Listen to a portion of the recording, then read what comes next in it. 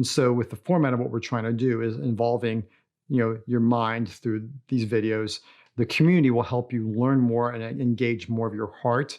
And then weekly, as well as with the community, what are actions you can take to start implementing things. So the next thing I want to talk about are universal concepts.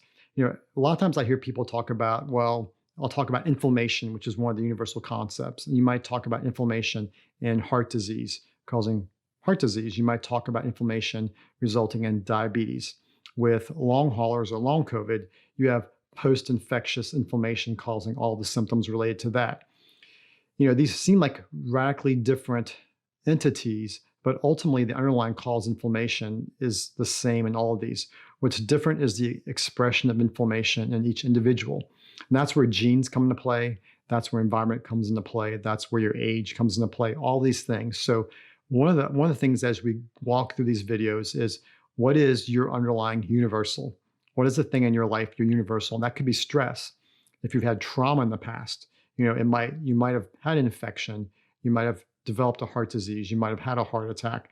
But if you have trauma, personal emotional stress as part of your universal, and you don't deal with that, it makes the inflammation in your heart disease or your long COVID or even in your inflammatory breast cancer hard to address. And that sounds a little amazing or impossible, but there is interesting data about post-divorce breast cancer.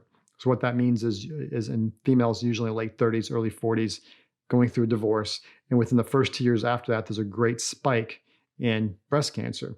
That's underlying stressors affecting cortisol, inflammation, that in that person and that susceptibility results in something like breast cancer that might seem totally unrelated with long COVID.